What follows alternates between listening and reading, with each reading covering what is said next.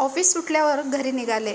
खूप भूक लागली होती, पण आई व बाबा दोघेही घरी नव्हते. म्हणून रस्त्यात पाणीपुरीची गाडी दिसली, म्हणून पाणीपुरी खाण्यासाठी थांबले. पाणीपुरीवाल्याकडे गर्दी होती. गपचूप आपला नंबर येईपर्यंत वाट बघण्यापलीकडे काही हातात नव्हते. पाणीपुरीवाल्याच्या बाजूला एक आजोबा त्यांचा नंबर यायची वाट बघत उभे होते. पायात पांढरा शुभ्र पायजामा, वर हाफ शर्ट, चेहऱ्यावर निर्विकार भाव आणि हसरा चेहरा. वय वर्ष साधारण 65 ते 70 होते.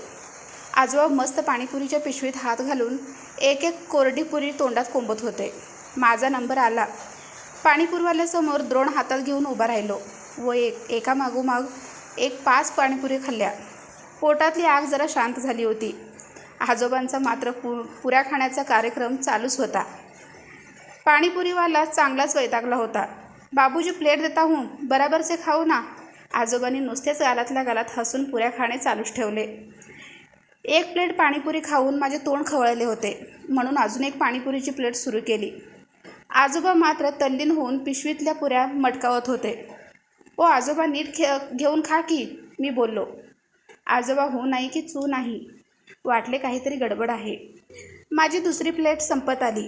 आजोबा तिथेच उभे होते. तेवढ्यात मागून एक माणूस स्कूटीवर आला. काळजी करू नकोस, बाबा सापडले. कोणाच्या तरी मोबाईलवर बोलत होता. गळ्यात ऑफिस बॅग, पायात साधी चप्पल, 40तला असावा तो, आणि त्याच्या चेहऱ्यावर त्याचे बाबा सापडल्याचा आनंद दिसत होता. त्याने गाडी बाजूला घेऊन स्टँडला लावली. काय बाबा, आज पाणीपुरी का? खायची का अजून? त्याने आजोबांना विचारले. आजोबांचे त्यावर काहीच उत्तर नाही. त्याने आजोबांना गाडीवर बसवले व पाणीपुरीवाल्याला नम्रपणे विचारले की आजोबांनी किती पुऱ्या खाल्ल्या आणि त्याचे पैसे देऊन टाकले. हे सगळे बघून मला नवलच वाटले. हे आजोबा कोण आहेत तुमचे? मी विचारले. वडील आहेत माझे, त्यांचे उत्तर आले. त्यांना काही त्रास आहे का? माझा पुढचा प्रश्न त्यांना विचारलो. हो, त्यांना अल्झायमर आहे, अत्यंत शांतपणे त्याने सांगितले. त्याच्या बोलण्यात कुठेही दुःख, ताण, त्रास नव्हता. अगदी सहजतेने तो बोलत होता. मग हे आजोबा असे कुठेही जातात का? हो, आत्ताच बघा ना, 5 किलोमीटर चालत आलेत. मी शॉकच झाले. मग तुम्ही यांना शोधता कसे? मी विचारले. आम्ही यांच्या खिशामध्ये कायम एक मोबाईल ठेवतो आणि त्यात एक GPS ट्रॅकर लावला आहे. त्याच्या सहाय्याने शोधतो त्यांना आम्ही. असे वारंवार होत असेल? मी आश्चर्याने विचारले. तो स्मितहास्य करून म्हणाला, महिन्याला 1-2 वेळेस. काळजी घ्या आजोबांची. बापरे, काय हा वैताग, मी बोललो.